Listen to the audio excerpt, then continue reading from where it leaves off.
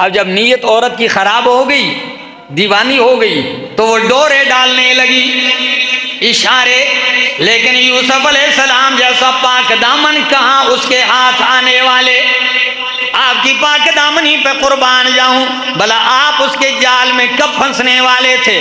لیکن آخر کار اس سے رہا نہ گیا اور اس نے دروازے بند کر دیے. قرآن کہتا ہے وَغَلَّقَتِ الْأَبْوَابَ وَقَالَتْ هَيْتَ لَكَ، دروازے بند کر کے کہنے لگی ہیت لک، او یوسف آج میں تیرے سامنے محبوبہ نہیں، معشوقہ نہیں، بلکہ عاشقہ بن کے آئی ہوں، اور تو نہیں، میں دعوت دے رہی ہوں، آج تو نہیں بچے گا میرے ہاتھوں سے. ہیت لک، آ میری حاجت پوری کر. لیکن وا یوسف تیری پاک دامنی پر آپ دیکھتے ہیں بچنے کا راستہ بھی کوئی نہیں. اور زلیخا نے کیا کہا؟ دیکھنے والی آنکھ بھی کوئی نہیں، منع کرنے والا بھی کوئی نہیں. آجا. یوسف بھی جوان ہے لیکن کیا کہتے ہیں؟ قال معاذ اللہ، کہہ دو سبحان اللہ.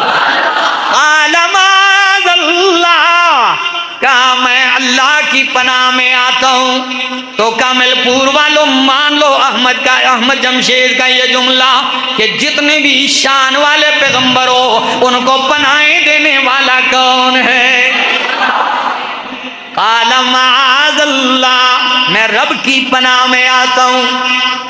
بس جب رب کی پناہ میں آتے ہیں دوڑتے ہیں، دروازے بھی کھلتے چلے گئے. یہ ایک انداز ہوا. اب دوسرا انداز، زلیخا کی ساری کاروائی پورے ملک میں مشہور ہو گئی. سارے چھوٹے بڑے تذکرے ہونے لگے، پارلیمنٹ میں بھی تذکرے ہونے لگے، وزیروں کی بیویوں میں تذکرے ہونے لگے کہ ایسی سادی عورت ہے، وزیر کو چھوڑ کر ایک غلام گھر میں رکھے ہوئے غلام پر دل دے بیٹھی ہے. اور قرآن کہتا ہے صرف دل ہی نہیں، قد شغفہا حبا، یوسف علیہ السلام اس کے دل کی نس نس میں اتر چکے تھے، بالکل فریفتہ ہو گئی. اور اب تو کھلے عام آ کے کہنے لگی کہ اگر یوسف میری بات اب بھی نہیں مانے گا تو جیل میں ڈال دوں گی. لَيُسْجَنَنَّ، سزائیں پائے گا، جیل میں جائے گا. لیکن یوسف علیہ السلام کیا کہتے ہیں؟ رب السجن احب الی، رب السجن احب الی، اللہ مجھے جیل پسند ہے مگر جرم اور گناہ نہیں پسند. جس کی طرف مجھے یہ دعوت دیتی ہیں مجھے نہیں پسند. بادشاہ کا یہ محل بھی قربان کرتا ہوں، چھوڑوں گا. یہ مزوں میں پلنا بھی میں رد کر دوں گا، آزادی کی زندگی بھی چھوڑ دوں گا، جیل کی بند کوٹھلی پسند کر لوں گا. لیکن گناہ کو ترک کر دیا. تو میں نے پہلے کہا جو رب کے لیے چیز چھوڑ دے اللہ بہتر بدلہ دیتا ہے. اب کیسے؟ جب ساری چیزیں ٹھکرا کے تاریخ کوٹڑی میں چلے گئے تو رب نے بدلہ یہ دیا. فرمایا یوسف جس محل میں تو غلام بن کے رہ رہا تھا اب اس غلام کی جگہ اسی محل میں تو مالک اور بادشاہ بن کے آئے گا. میں اسی محل کا کیا بنا دوں گا؟ مالک بنا دوں گا، بادشاہ بن کے آئے گا. میرے طلباء ساتھیوں، کئی لوگ جرائم میں خلوت کے گناہوں میں مبتلا ہوتے ہیں، ان کے لیے گناہ چھوڑنا مشکل ہوتا ہے. لیکن یہ سنیے اس کے بعد عمل کر کے دیکھ لیجئے رب دل میں کتنا اطمینان اتارتا ہے، رب دل میں کتنی خوشی اتارتا ہے. پھر رب کی طرف سے جو بدلے ملتے ہیں اس کی انتہا دیکھیے. یقین کیجئے رب تمہارے دل میں خاص راحت اتار دے گا. اجازت ہو تو میں کچھ اور بھی کہوں. قل میرے پیغمبر کہہ دیجئے ان ربی، بے شک میرا رب، یقیناً میرا رب، یبسط الرزق لمن یشاء، کشادہ کرتا ہے روزی جس کے لیے چاہتا ہے من عبادہ اپنے بندوں میں سے وَيَقْدِرُ لَهُ اور جس کے لیے اللہ چاہتا ہے تنگ کر دیتا ہے، جو مرضی یہ کرے، تعویذ کروائے، گنڈے کروائے، منتر لے لے، جو مرضی یہ کرتا ہے اللہ تنگ کر دے، کوئی روزی کو کشادہ کرنے والا نہیں ہے۔ وَيَقْدِرُ لَهُ قانون کیا ہے؟ فرمایا وَمَا أَنفَقْتُم مِّن شَيْءٍ جو بھی تم خرچ کرتے ہو، من شیء کسی چیز سے، اللہ کی رضا کے لیے، اللہ کی خوشنودی کے لیے، اللہ کے دین کے لیے، جہاں پہ اللہ نے خرچ کرنا مباح قرار دیا ہو، تو فرمایا قانون قرآن کا کیا ہے؟ فَهُوَ يُخْلِفُهُ بس اللہ اس کا بدلہ اور عوض ضرور دیتا ہے۔ یہ پکا لو انشاءاللہ، تقریر ابھی نہیں شروع ہوئی، سمجھ آ گئی؟ فَهُوَ يُخْلِفُهُ جو بھی تم خرچ کرتے ہو اللہ کے لیے تو اللہ اس کا نعم البدل، خلیفہ، جانشین، بدلہ، عوض اللہ ضرور دیتا ہے۔ یہ قرآن کا قانون۔ اب میرے پاس پیغمبر صلی اللہ تعالی علیہ وسلم کا فرمان پیش کرنے لگا ہوں۔ صحابی رسول ہیں حضرت ابو قتادہ رضی اللہ تعالی عنہ، امام احمد ابن حنبل نے یہ حدیث اپنی کتاب مسند کے اندر نقل کی ہے۔ مسند احمد میں وہ یہ حدیث نقل کرتے ہیں کہ حضرت ابو قتادہ فرماتے ہیں ہم کسی دیہات میں چلے گئے۔ کہاں چلے گئے؟ آرات، دیہات، پنڈ میں، ٹھیک ہے نا؟ پختو کے تو ادھر بانڈو مانڈو تلاڑا بانڈا چان کو پی جانے کا نا، ہاں، پنڈ میں، گاؤں میں، شہر سے دور چلے گئے۔ وہاں ہمیں ایک اعرابی ملا، ایک دیہاتی ملا۔ اس سے اس صحابی نے کیا کہا؟ کہنے لگے او دیہاتی، او اعرابی، تو میرے پیغمبر سے ملا ہے، ان کی محفل میں آیا ہے، ایسی کوئی حدیث سنا جو تو نے سنی ہو ہم نے نہ سنی ہو۔ ایسی کوئی حدیث سنا جو تو نے سنی ہو ہم نے نہ سنی ہو۔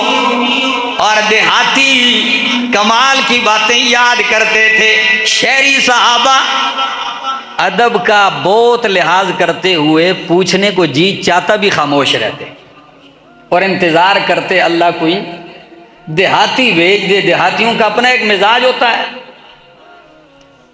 بے دھڑک آ کے پوچھنا پڑے بجا دیتے ہیں، پوچھ لیتے ہیں، کوئی پرواہ نہیں کرتے، تو انتظار بھی کرتے۔ نبی علیہ الصلوۃ والسلام کا ایک دیہاتی دوست تھا، معجم کبیر للطبرانی، یہ ایک سنا دیتا ہوں طلباء کے لیے، بڑا عجیب۔ یہ ایک دیہاتی تھا اور رنگ سے بھی اتنا خوبصورت نہیں تھا، یعنی خوشنما اتنا رنگ بھی نہیں تھا دیہات سے۔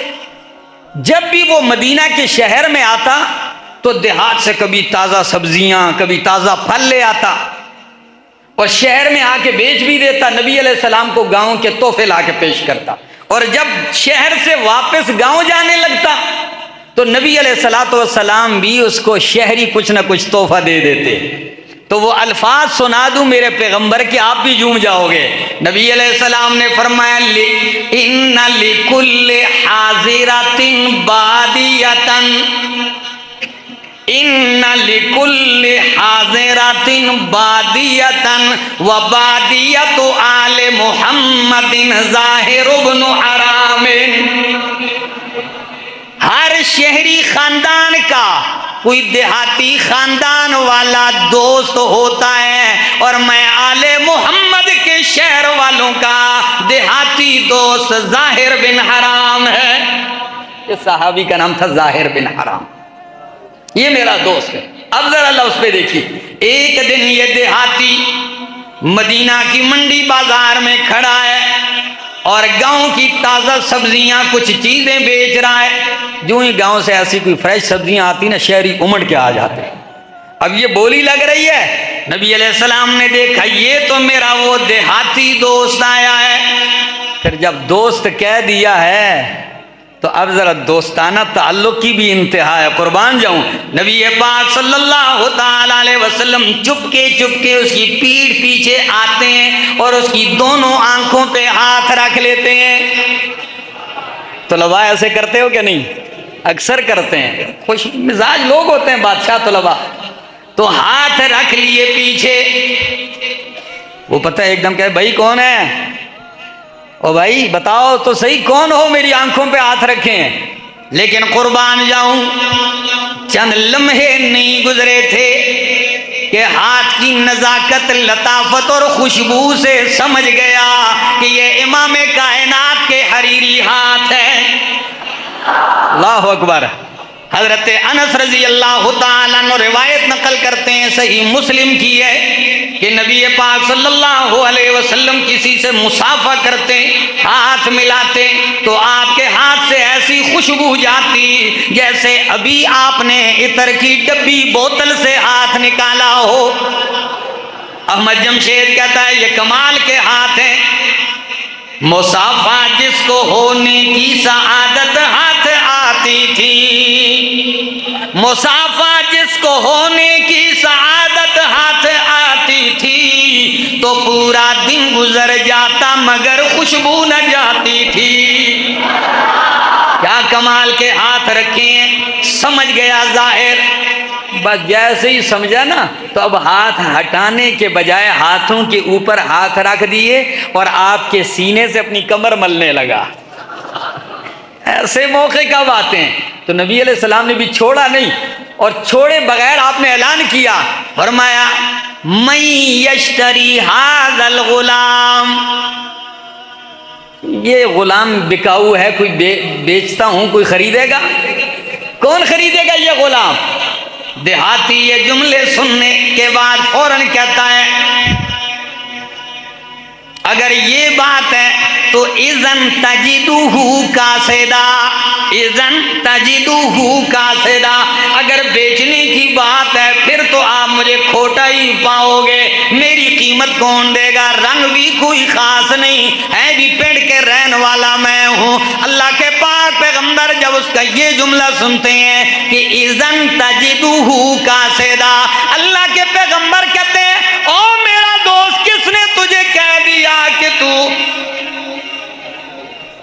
کاسد ہے, سستا ہے؟ نہیں, تو اللہ کے ہاں بڑا قیمتی ہے. میں لیکن عند اللہ انت غال. اللہ اکبر. تو بہت قیمتی ہے. تو میں بات کر رہا تھا کہ صحابی نے اس دیہاتی سے پوچھا, وہ بھی صحابی تھے, کہ تو نے کوئی حدیث سنی ہو جو ہم نے نہ سنی ہو تو سنائے. میری ساری تقریر میں اسی حدیث پہ ذکر کروں گا انشاءاللہ. کیا ہے؟ نبی پاک صلی اللہ تعالی علیہ وسلم کے وہ دیہاتی صحابی کہتے ہیں ہاں میں نے ارشاد پیغمبر سنا ہے. وہ کیا ہے؟ انک لن تدع شیئا للہ. انک لن تدع شیئا للہ الا ابدلک اللہ بہ ما ہوا خیر منہ. او کائنات والو سن لے, او مومن, تو جب بھی اللہ کی خاطر کوئی چیز ترک کر دے گا, چھوڑ دے گا, تو اللہ تجھے اس کے بدلے میں اس سے بہتر ضرور دے گا. ایسے نہیں لگتے آپ کے, کوئی جا کے بیٹھو یار. فرمایا اس حدیث کے جملے یاد رکھو اور اسی حدیث کو روایت بالمعنی مفہوم کے طور پر یا یوں کہہ لو کہ اس کے خلاصے کے طور پر عام عربی اور عام کتابوں میں یہ لفظ ذکر کیا جاتا ہے کہ من ترک شیئا للہ عوضہ اللہ خیرا منہ. لیکن اصل جو حدیث ہے وہ یہ میں نے پیش کی کہ انکا لن تدع شیئا للہ الا ابدلک اللہ بہ ما ہوا خیر منہ. یہ قانون ہے. جب بھی, اب میری بات سنیے طلباء کرام جوانوں, آپ کا ایمان، آپ کے دل کا سکون انشاءاللہ ٹھاٹھے مارے گا۔ جس نے رب کی خاطر حرام کو چھوڑا ہوگا، جس نے رب کی خاطر ایسے جرموں کو چھوڑا ہوگا جن جرائم کا یہ پکا عادی ہو، وہ یہ حدیث سنے گا، جھوم جائے گا، واقعی دل میں سکون پائے گا کہ میں نے یہ برائیاں اللہ کے لیے چھوڑ دی ہیں۔ کہتے ہیں میرا ایک دوست تھا ریاض میں، سعودیہ میں، اپنے کسی جرم کی بات کہنے لگا جی اس گناہ کا عادی ہوں، دعا کریں چھوٹ جائے۔ میں نے کہا میری دعا تو اپنی جگہ ہے، لیکن تنہائی میں جب کوئی نہ ہو اپنے اللہ سے کوئی وعدہ کر لے۔ کچھ عرصے کے بعد مجھے ملا، کہتا ہے میں نے ایک کام کیا تھا حضرت، آپ سے پوچھتا ہوں میں نے ٹھیک کیا یا غلط کیا ہے؟ میں نے کہا آپ نے کیا؟ کہتا ہے تہجد کے لیے اٹھا، 2-4 رکعتیں پڑھی، اس کے بعد آنسو رکے نہیں، میں نے جا کے قرآن اٹھایا اور آ کے اپنے مصلی پہ کھڑے ہو کے اپنے رب کے سامنے کہا اللہ تیری کتاب پہ ہاتھ رکھ کے کہتا ہوں کہ اللہ آئندہ یہ جرم تیری رضا کی خاطر نہیں کروں گا۔ بالکل جاہل سا آدمی تھا، چھوڑ دیا میں نے، یہ نہیں کروں گا، تجھ سے وعدہ ہے۔ کہنے لگا جس دن اللہ سے یہ وعدہ کر لیا، اس دن کے بعد اللہ نے اس جرم سے اتنی نفرت ڈال دی، پہلے عادت تھی اب اتنی نفرت ڈال دی کہ سوچ میں بھی نہیں آتا۔ من انترا انکا لن تدع شیئا للہ الا ابدلک اللہ بہ ما ہوا خیر منہ۔ اب اسی حدیث پہ سنیے ذرا، حضرت موسیٰ کلیم اللہ علیہ السلام بہت ہی عظیم ہے، اللہ کے کلیم ہے۔ مصر میں مکہ مارا، بندہ مر گیا، تفصیل کی طرف نہیں جا رہا ہوں، بندہ مر گیا، چلتے چلتے کئی 100 میل کا راستہ پیدل طے کیا، کوئی زیادہ راہ سفر کے لیے توشہ بھی کوئی نہیں ہے۔ مدین پہنچتے ہیں، جو ہی مدین پہنچتے ہیں دیکھا کچھ لوگ اپنے جانوروں کو، ریوڑ کو پانی پلا رہے ہیں، گھاٹ پہ پانی پلا رہے ہیں، کنویں پہ لگے ہوئے ہیں۔ کلیم اللہ علیہ السلام سائے پہ بیٹھ کے یہ نظارہ کر رہے ہیں، دیکھا تو سائیڈ پہ 2 لڑکیاں اپنے جانوروں کو روک رہی ہیں۔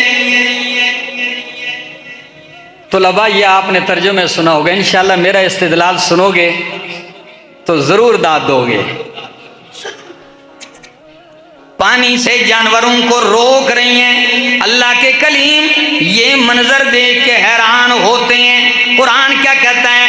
وَلَمَّا وَرَدَ مَاءَ مَدْيَنَ وَجَدَ عَلَيْهِ أُمَّةً مِّنَ النَّاسِ يَسْقُونَ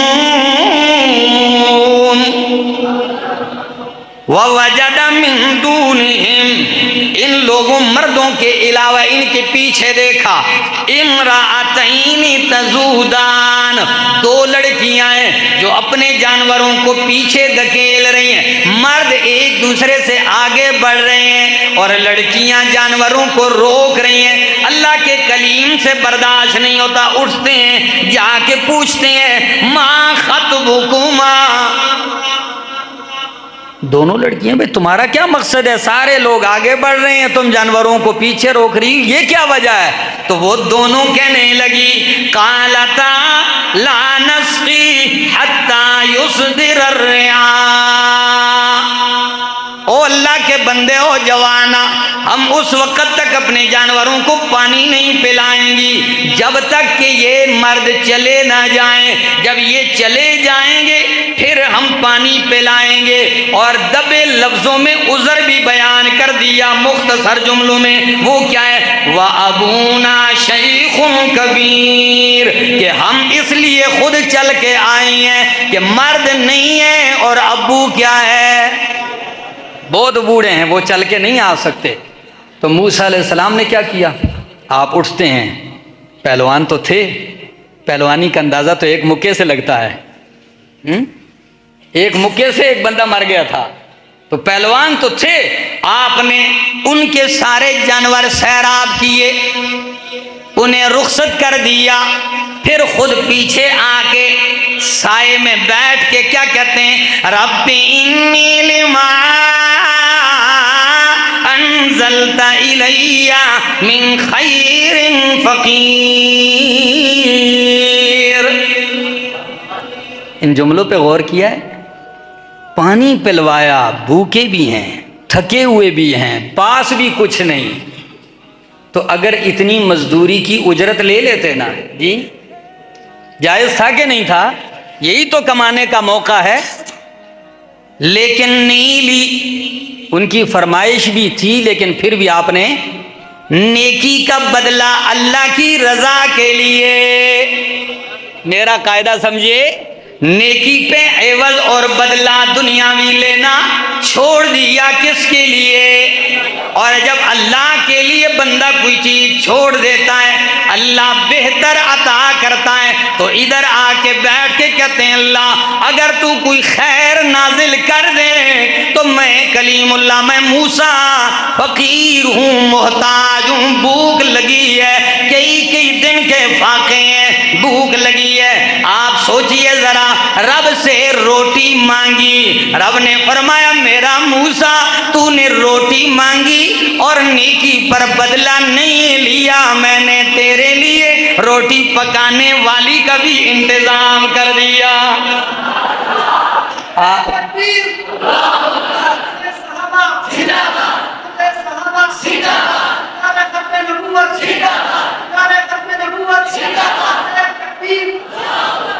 آپ نے صرف کیا مانگی تھی تو رب نے کیا دے دی؟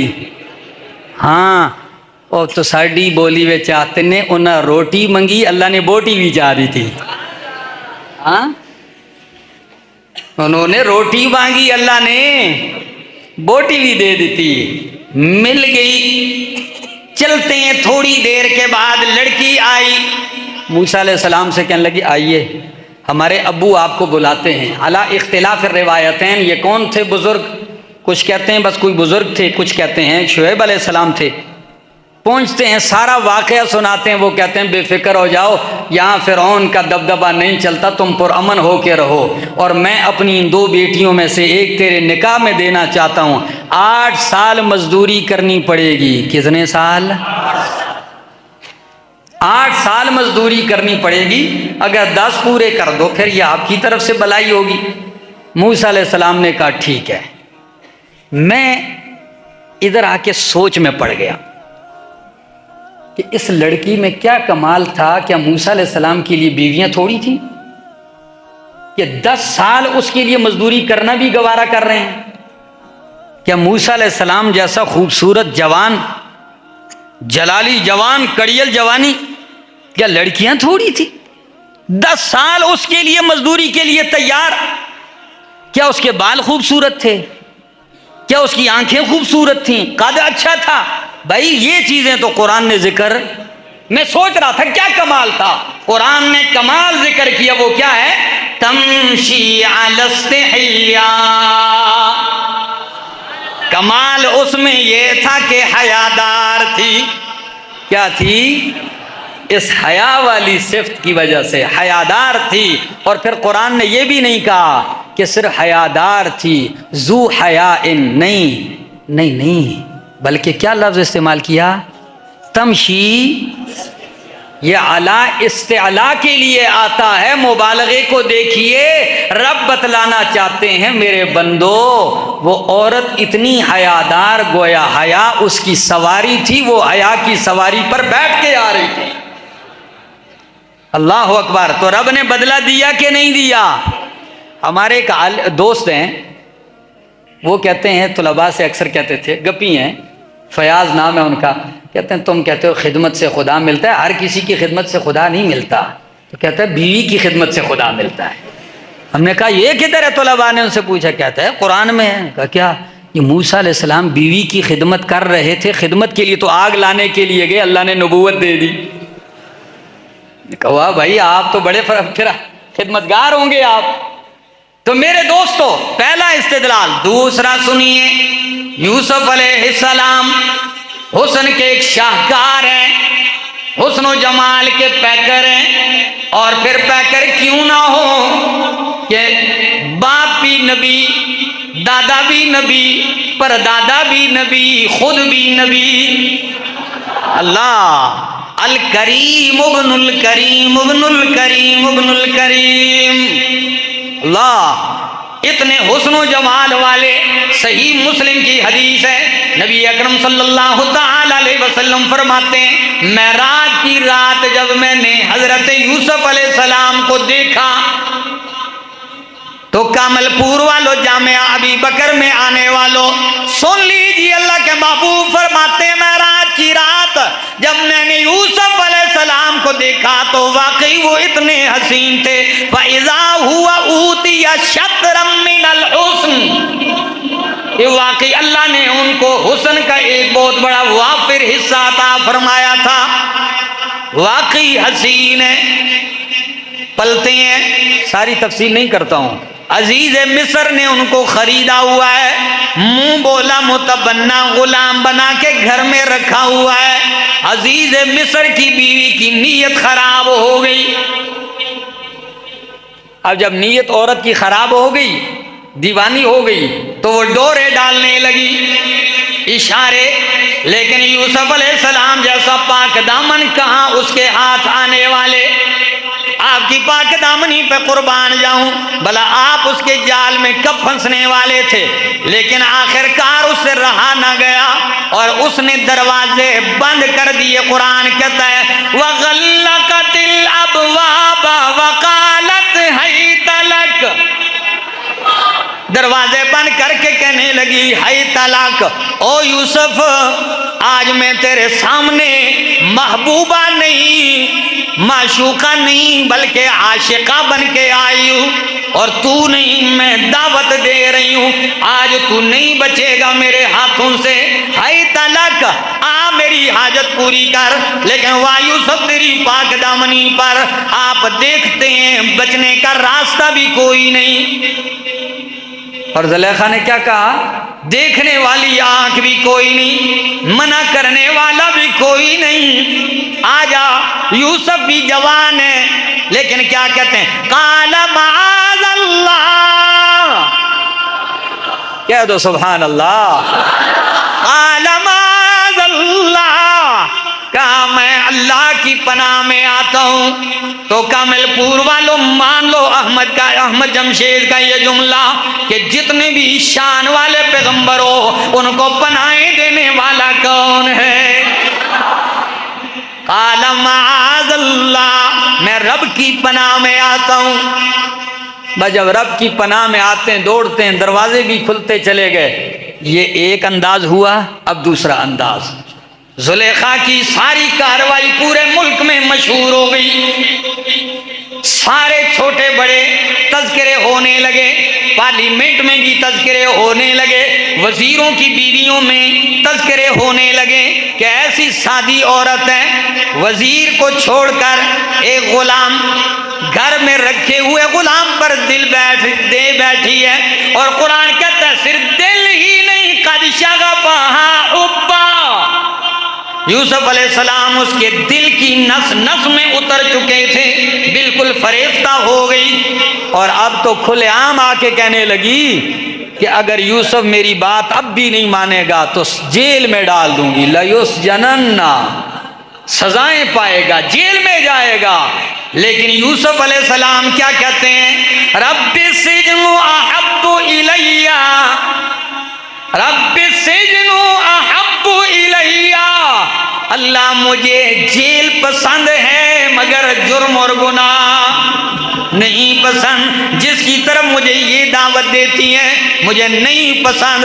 بادشاہ کا یہ محل بھی قربان کرتا ہوں، چھوڑوں گا، یہ مزوں میں پلنا بھی میں رد کر دوں گا، آزادی کی زندگی بھی چھوڑ دوں گا، جیل کی بند کوٹھلی پسند کر لوں گا، لیکن گناہ کو ترک کر دیا۔ تو میں نے پہلے کہا جو رب کے لیے چیز چھوڑ دے اللہ بہتر بدلہ دیتا ہے۔ اب کیسے؟ جب ساری چیزیں ٹھکرا کے تاریخ کوٹڑی میں چلے گئے تو رب نے بدلہ یہ دیا، فرمایا یوسف جس محل میں تو غلام بن کے رہ رہا تھا اب اس غلام کی جگہ اسی محل میں تو مالک اور بادشاہ بن کے آئے گا۔ میں اسی محل کا کیا بنا دوں گا؟ مالک بنا دوں گا، بادشاہ بن کے آئے گا۔ میرے طلباء ساتھیوں، کئی لوگ جرائم میں، خلوت کے گناہوں میں مبتلا ہوتے ہیں، ان کے لیے گناہ چھوڑنا مشکل ہوتا ہے، لیکن یہ سنیے اس کے بعد عمل کر کے دیکھ لیجئے رب دل میں کتنا اطمینان اتارتا ہے، رب دل میں کتنی خوشی اتارتا ہے کہ رب کی طرف سے جو بدلے ملتے ہیں اس کی انتہا دیکھیے۔ یقین کیجئے رب تمہارے دل میں ایک خاص راحت اتار دے گا۔ اجازت ہو تو میں کچھ اور بھی کہوں؟ مطمئن صاحب اجازت ہے؟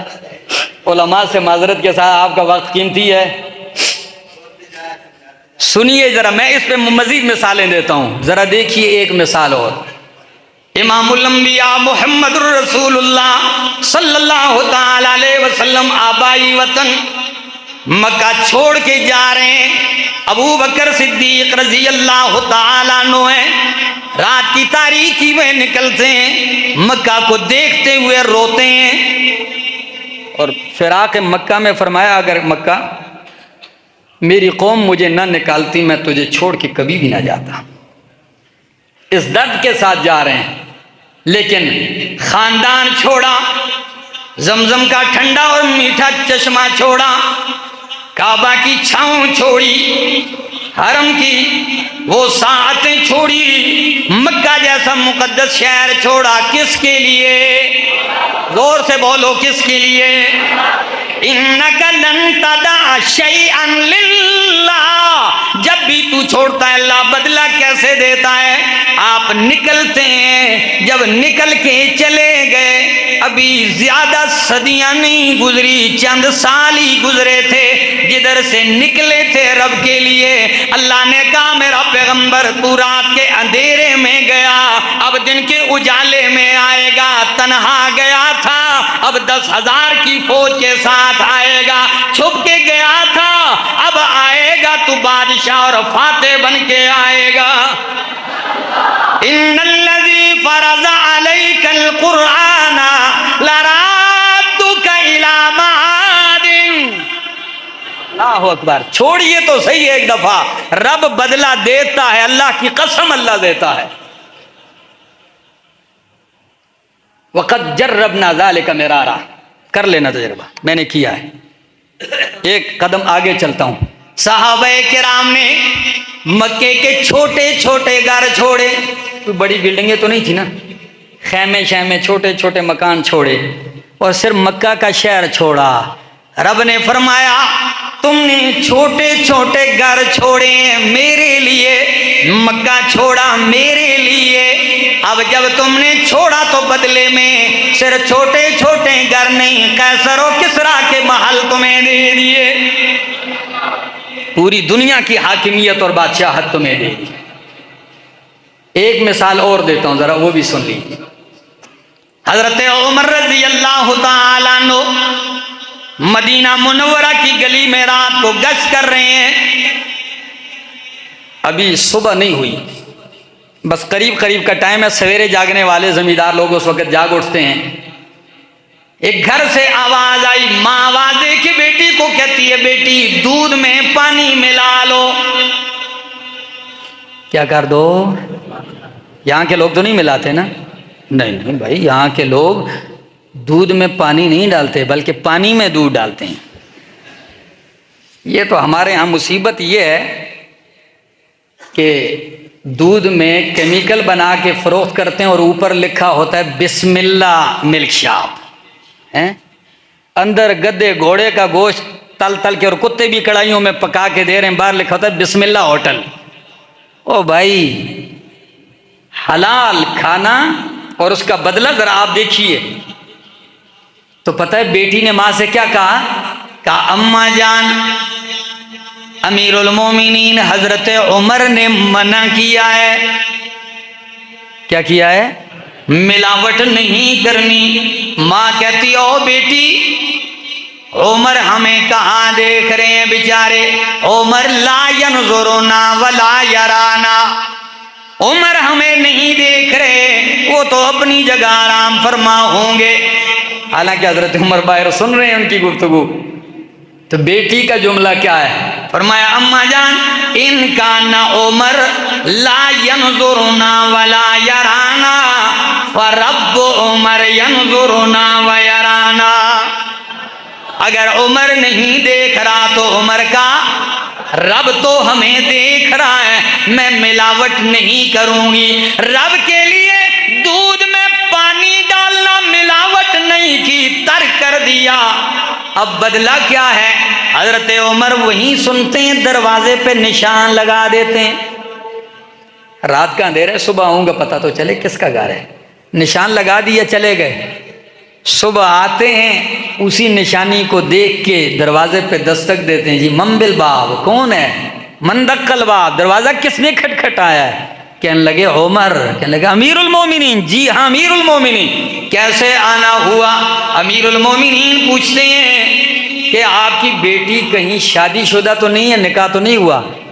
کہنے لگے نہیں، ہماری بیٹی تو کنواری، ابھی شادی رشتہ نہیں ہوا۔